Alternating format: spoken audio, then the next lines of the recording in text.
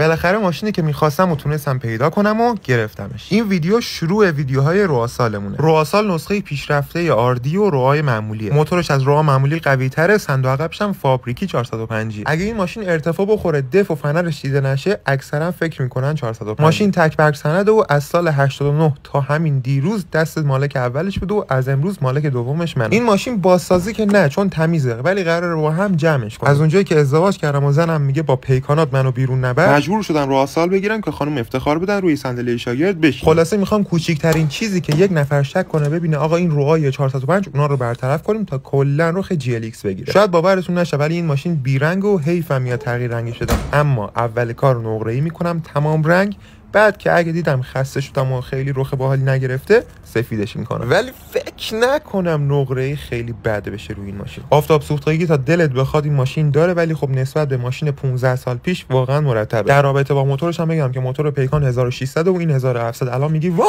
100 سی سی چقدر زیاد، ولی خب این 100 سی سی واقعا خودشون نشون میده. همه روآسالا هم دوگانه کارخونه رو برای دیدن فیلمای جمع کردن این روآسال پیجمو فالو کن که از فردا ویدیوها شروع میشه.